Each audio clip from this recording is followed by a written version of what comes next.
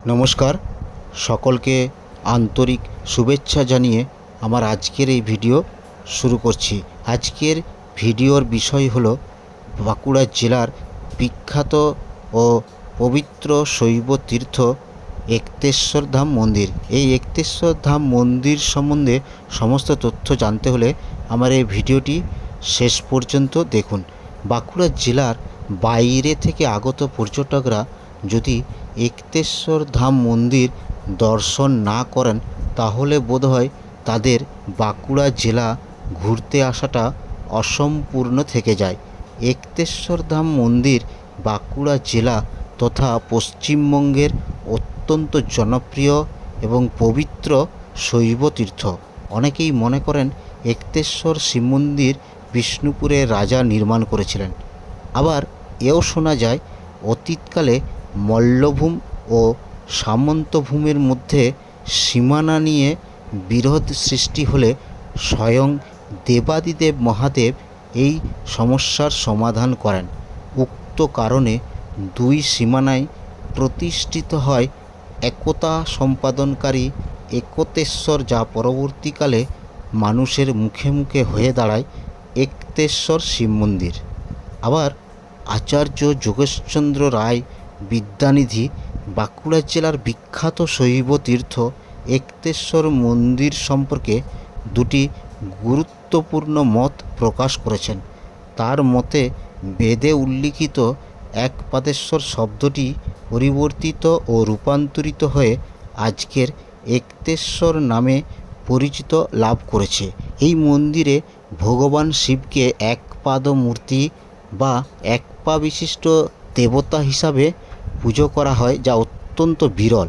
বিদ্যানিধি মহাশয়ের অন্য একটি মত অনুযায়ী এক্তেশ্বর মন্দিরের শায়িত শিবলিঙ্গটি কিছুটা বাম দিকে চেপে বা বাঁকা হয়ে অবস্থান করছে। এই লিঙ্গের বাঁকা অবস্থানের কারণে এই অঞ্চলটির নাম হয়েছে বাঁকুড়া। জেলার এই প্রাচীন মন্দিরটি প্রাথমিকভাবে ল্যাটেরাইট পাথর দিয়ে তৈরি হলেও পরবর্তীকালে বেলে পাথর ও ইটের কারুকাজও সংযোজন করা হয়েছে। মন্দিরটির প্রবেশতরণে দেবী অন্নপূর্ণা, মহাদেব এবং দেবী পার্বতীর 10 মহাবিদ্যার রূপ খচিত রয়েছে। এখানকার মূল উপাস্য শিবের একপদ রূপ শিবলিঙ্গটি কিছুটা শায়িত অবস্থায় আছে। সপ্তাহের প্রতি সোমবার এক্তেশ্বর ধামে পুজো দেওয়ার জন্য বাঁকুড়া জেলার বিভিন্ন প্রান্ত থেকে বহু পুণ্যার্থী আসেন। এছাড়া বাংলা বছরের প্রথম দিন পহেলা বৈশাখ ও অক্ষয় তৃতীয়ার দিন বাঁকুড়ার ব্যবসায়ীরা হালখাতা পূজার জন্য এই এক্তেশ্বর ধামে ভিড় জমান। প্রতি বছরের শ্রাবণ মাসে এই এক্তেশ্বর ধামের শিবলিঙ্গে জল ঢালার জন্য শুধুমাত্র বাঁকুড়া জেলা নয়, জেলার বাইরে থেকে প্রচুর শিবভক্ত এই এক্তেশ্বর ধাম মন্দিরে ভিড় করেন।